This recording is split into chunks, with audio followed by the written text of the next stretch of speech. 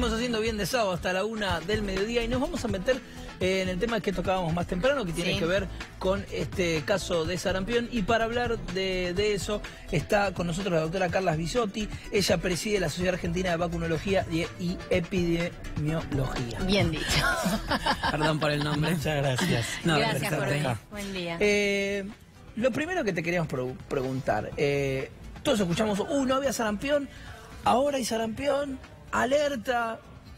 ¿Es para preocuparse tanto o es para prestarle atención? Es para ocuparse mucho. Nosotros desde todas las sociedades científicas veníamos diciendo que el riesgo de importación es muy alto y hay que diferenciar varias cosas. La primera es que en Argentina el último caso endémico y autóctono fue en el año 2000 y el último muerto fue en el 98. Desde ahí tuvimos muchos casos importados, como siempre dijimos, porque la única región del mundo que interrumpió la circulación del sarampión y la rubiola es la región de las Américas, y eso se certificó en 2016.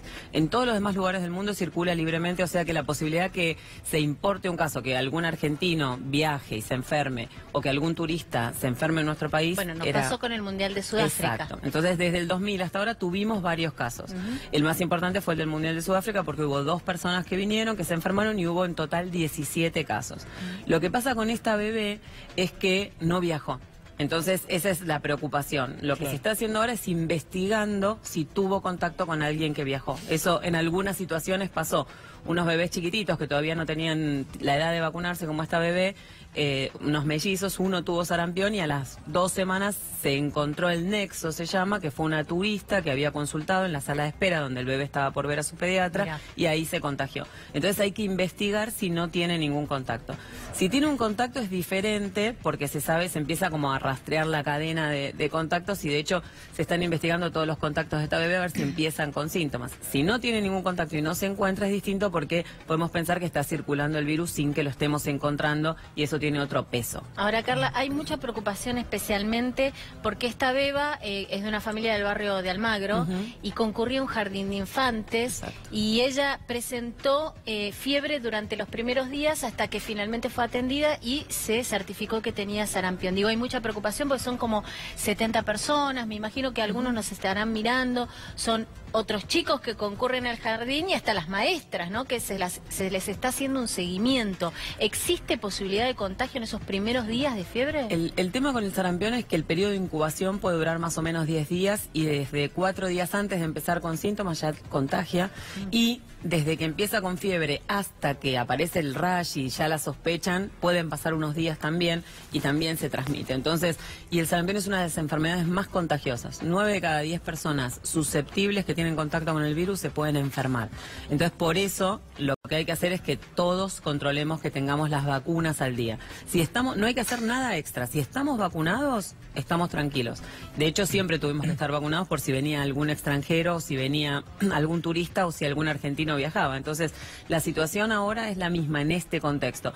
Todos tenemos que tener el carnet de vacunas al día para estar protegidos nosotros y para proteger a los bebés menores de 1 año que no se pueden vacunar. Porque en este caso, digamos, al ser menor de un año no tenía la vacuna. ¿Es una enfermedad mortal?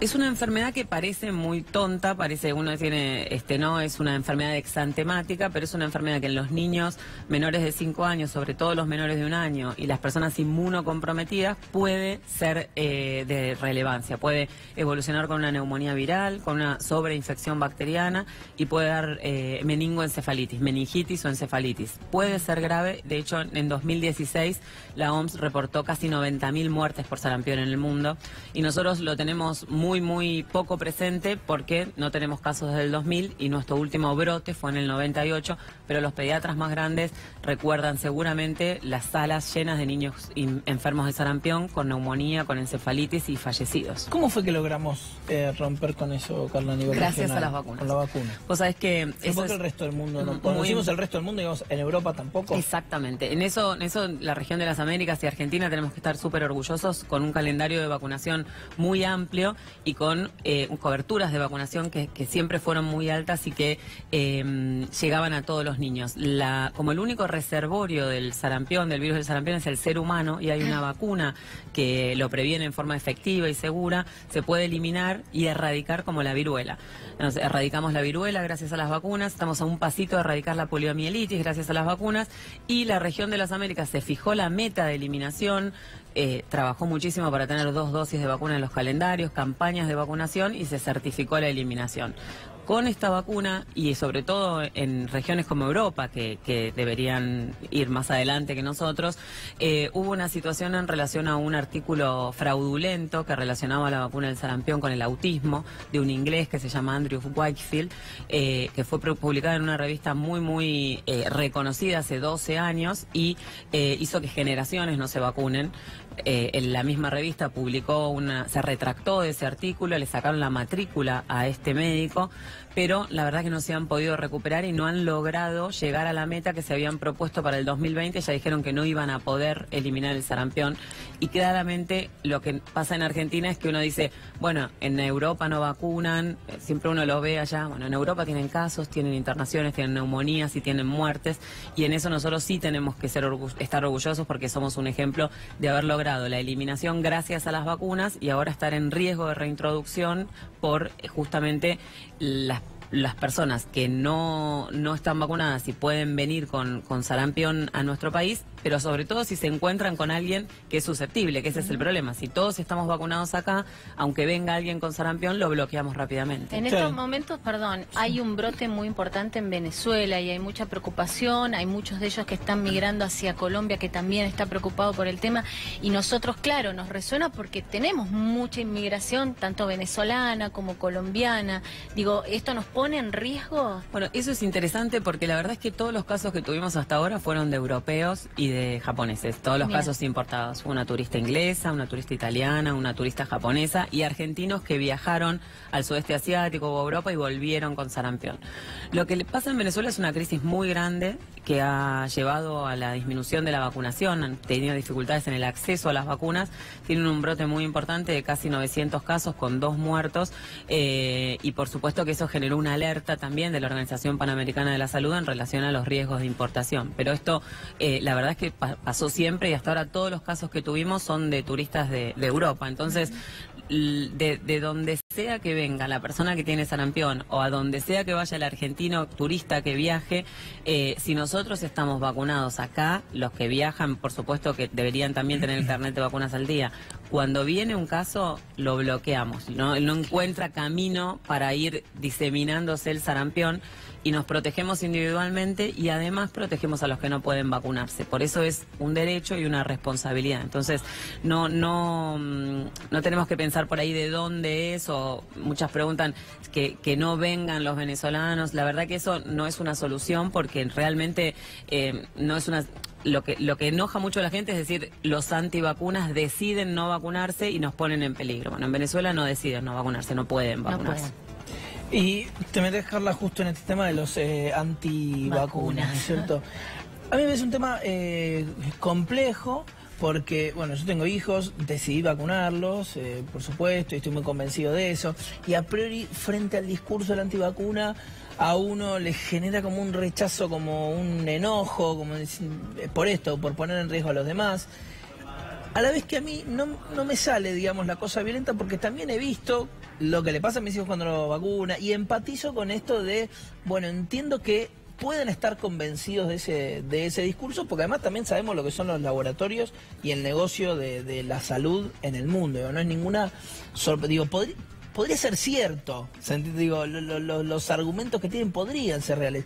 ¿Cómo se desarma eso? ¿Cuál es la información para decir, bueno, no, es importante vacunar, aunque haya laboratorios que sean lo que sean? Ojo que lo de la vacuna es importante. Sí, a ver, es interesante la pregunta y es difícil la respuesta porque hay como distintos grupos, distintos sectores. Hay gente que tiene dudas razonables, hay gente que escucha algunas cosas y puede pensar en en el riesgo, digamos, que le dicen que puede tener si vacuna a sus hijos. Y en eso la clave es la información y es ser empático, es lo que vos decís, no es por ahí decir blanco, negro, enojarse y pelearse. Entonces es transmitir la información basada en la evidencia que demuestra que las vacunas y el agua potable son las dos herramientas que más vidas salvaron en la historia de la humanidad, que se erradicó la viruela, que se va a erradicar la polio, que nosotros eliminamos el sarampión, que no tenemos trasplante de hígado por hepatitis A de 2007 en niños gracias a las vacunas, que se internan 50% menos de niños menores de 5 años por neumonía, son 12.000 chicos menos por año, que son desde el 2012 que se incorporó la vacuna, es más de una cancha de River de niños que no se internaron por neumonía, disminuyó 82% la mortalidad de bebés recién nacidos por tos convulsa. El impacto que tienen las vacunas es indiscutible. Y los que se morían eran los pobres, porque las vacunas estaban disponibles en el sector privado y solo las podían recibir los que las podían pagar. Entonces, es un beneficio individual, es un beneficio colectivo y es un beneficio de salud pública. Después, todas las industrias quieren vender planta, las zapatillas, los laboratorios, los caramelos, digamos, todo. Eso es claramente, tienen una visión comercial, pero el Estado es el que tiene que regular la indicación, tiene que regular la compra y tiene que evaluar el beneficio de las vacunas en el contexto de un consenso con expertos. No es que se compran vacunas y se vacuna a todo el mundo con cualquier cosa. Nuestro país tiene un calendario de vacunación que es muy racional, que tiene indicaciones especiales, que tiene contraindicaciones. Si hay alguien que tiene riesgo de tener algún evento adverso por las vacunas, no se recibe la vacuna y tiene una vigilancia de los eventos adversos, que es otra de las cosas que dicen los antivacunas, que se oculta la información o que las vacunas dan efectos adversos más graves que los beneficios. Eso es falso, eso es lo que es irracional y lo que puede generar un temor que sea más difícil de intervenir desde lo racional, que sea más emocional. Para aprobar una vacuna, todos los medicamentos, hasta las tinturas de pelo, pueden tener un efecto adverso. Entonces, para aprobar un medicamento y sobre todo las vacunas que intervienen en población sana, hay que hacer estudios que evalúan la seguridad todo el tiempo y una vez que se registran, se sigue vigilando la seguridad. Y hay una comisión externa que vigila la seguridad de las vacunas y toda la información muestra que el beneficio es muchísimo más alto que el riesgo y quienes tienen contraindicaciones no las reciben. Entonces, es largo, es complejo, es muy multifactorial, pero hay que dar el debate sin enojarse porque es la única forma. Es importante escuchar eso, a una profesional médica como vos, con esta seguridad, porque quiero decir, es verdad que en la voz de los laboratorios es difícil confiar, digo, o sea, porque además hay casos de dónde agarrarse, o sea, aquella famosa distribución de Tamiflu y los millones que le costaron a muchísimos estados, a aquella supuesta brote internacional de gripe A que terminó siendo casi un blef, ¿no es cierto? No, bueno, el Tamivir en Argentina, cuando se liberó el tratamiento para todas las enfermedades tipo influenza en 2009, en julio, en plena pandemia, y el aislamiento, digamos, se ampliaron las vacaciones de invierno y se dio licencia a las personas que tenían factores de riesgo, el pico de influenza bajó, digamos. Más allá de que un gobierno pueda hacer un negocio fraudulento con alguna medicación, claro, eso es lo que hay que, el Tamivir salvó. Aparece esa semilla de verdad, decir, mira, este negociado. Entonces agarran de eso para. Por eso es interesante escuchar a personas que no tienen intereses comerciales, como sos vos, ¿no? Ahí es donde creo que hay que tratar de llevar hacia ese lado, porque es una cuestión de salud pública, lo que decís, ¿no es cierto? Ahí no hay opinión personal. Las cifras creo que son, ¿no? En ese sentido. Impresionantes. Por eso es dar el debate, digamos, no enojarse y decir, en las redes sociales se ve mucho enojo, sí, mucho con esto que vos decías de los venezolanos y mucho con los antivacunas. No, pero también lo pregunto porque también puede llevar a estar todos, viste, en contra de los. No te acerques, viste que la gente a veces exagera y está bueno tener información para tratar de prevenir esto, ¿no? Siempre es con información que uno puede tomar decisiones mucho más racionales y saber exactamente qué hacer. Tampoco hay que ir corriendo a darse por las dudas la vacuna. Exacto. Hay que estar. Si uno bueno, tiene por ejemplo, si tenés, si hablamos de menores de un año que no tienen la vacuna, ¿se pueden vacunar? A ver, en este momento, con esta situación, no hay que hacer nada. Si aparecieran más casos de sarampión, si se confirmaran más casos de sarampión, hay que ir viendo si, de vuelta, si tienen nexo, si no tienen nexo, si están relacionados entre sí, e ir ir haciendo recomendaciones. Cuando fue lo de 2010 en Argentina, como hubo 2 casos importados y empezó a haber más casos relacionados con la importación, se trabajó con Ciudad de Buenos Aires y con Provincia de Buenos Aires y se definió bajar la edad de vacunación a los 6 meses en esas 2 jurisdicciones durante el tiempo de brote, que fue un mes.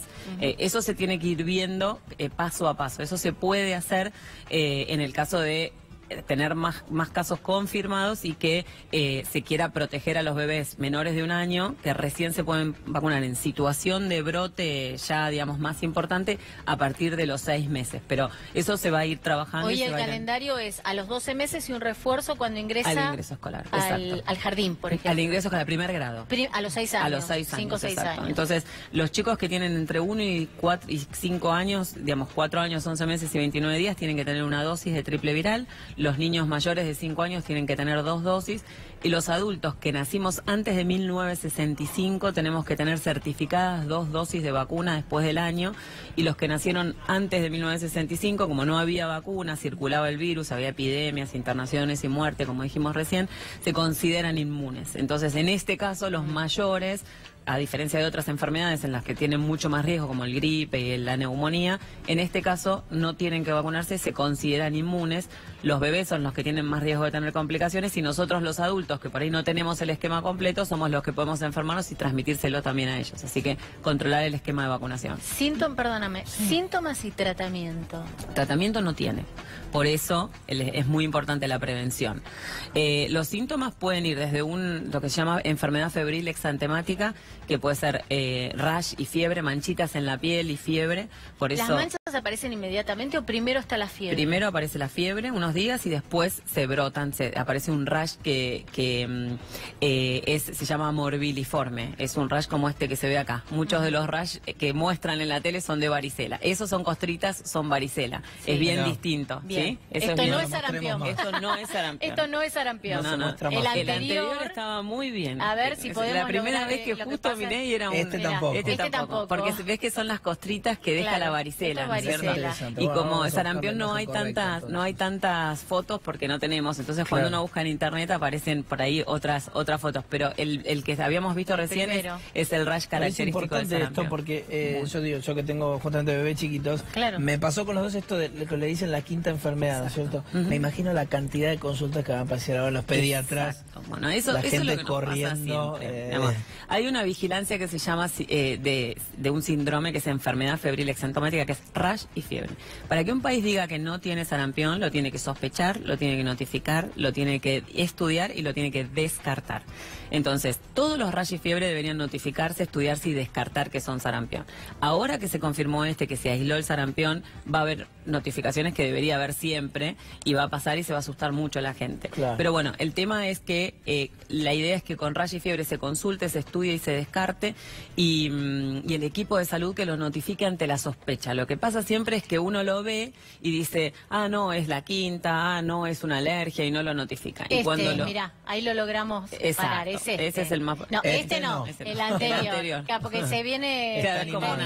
Sí. Pero el primero es como... Está bueno quedarnos con esta información que es nos como da para una que se circule en el canal. Son manchitas. No es como un grano. No es una mancha. No es un grano, no es una costra, no es una vesícula como la varicela.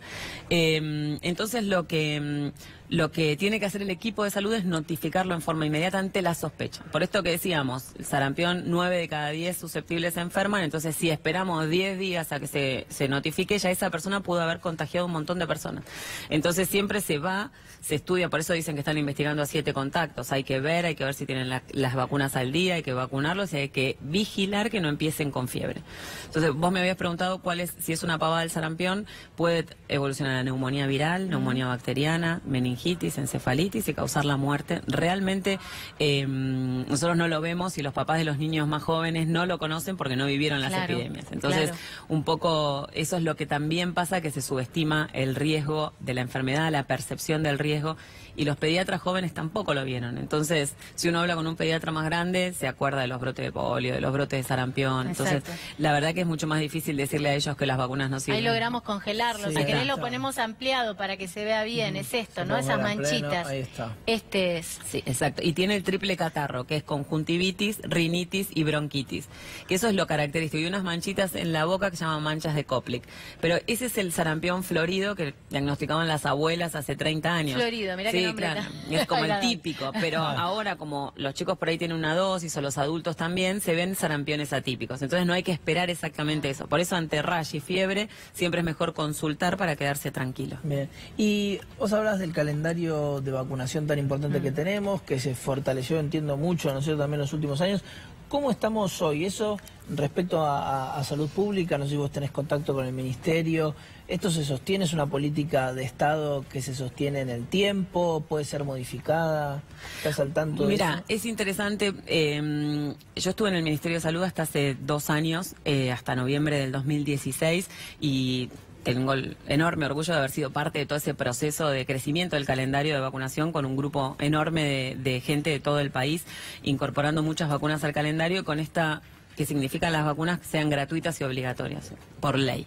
Gratuita quiere decir que el Estado Nacional es responsable de adquirir las vacunas, de generar las recomendaciones y de proveerlas a las 24 jurisdicciones para que lleguen a los 8.600 vacunatorios, para que le lleguen a la población objetivo independientemente de que la puedan pagar o no, o de lo que piensen o de dónde vivan. Eso es un signo de equidad inmenso porque antes las vacunas estaban en los vacunatorios privados y solo podían adquirirlas los que lo podían pagar. Bien. Y obligatorias por esto, porque son un beneficio individual y un bien social que tiene un impacto en la salud pública. Eso está en la ley, que es de 1982, que la firmó Viñone. Esa ley no se adapta a la situación actual de lo que es vacunación para el niño, la familia, distintos subsectores del sistema de salud, distintos, lugares donde se vacunan. Entonces, hay una nueva ley que ya perdió estado parlamentario 2 veces en la Cámara de Diputados, que se presentó, y que tiene el aval de todas las sociedades científicas, donde regula esta política de inmunizaciones con el rol del Ministerio de Salud, el rol de lo que es la vigilancia, las situaciones de emergencia, el registro de las dosis en todos los subsectores. El sector privado y la seguridad social no tienen una relación muy cercana con el tema de vacunación con el Estado Nacional. Entonces, toda esa regulación global adaptada al crecimiento que tuvo el programa de vacunación y asegurando, el rol del Ministerio de Salud de la Nación en la provisión a las provincias y una serie de cosas más, de implementación, se volvió a presentar este año el diputado Pablo Yedlin en la Comisión de Salud con el aval de las sociedades científicas y bueno, esperamos que eso se pueda avanzar para poder darle este marco regulatorio para que no dependa de una decisión política más individual. Claro, ese calendario que se amplió está vigente, pero no implementó en una ley. Hay esta ley que yo te digo que es del 82, no regula todo eso. Exacto, dice que las vacunas son gratuitas y obligatorias, pero no genera todo el marco para que realmente disminuya la fragmentación del sistema de salud y tener los roles más definidos. Con lo que dice la ley es las vacunas que decida el Estado van a ser gratuitas y obligatorias. Todo lo que se hizo es ampliar esa lista de vacunas. Sí, lo que se hace es exactamente, es que ir ampliando el calendario a medida que se van incorporando las vacunas. Las vacunas se incorporan por resolución ministerial. Entonces, la verdad que es difícil que se vaya para atrás. Es difícil porque, bueno, el año pasado también una diputada presentó un proyecto de ley diciendo que tenían que firmar consentimiento informado para vacunarse, asesorada por un homeópata antivacunas, de esos que dicen todas las cosas que nos ponen más nerviosos. Y la verdad que hubo una reacción de toda la sociedad, de los medios de comunicación y de todas las sociedades científicas.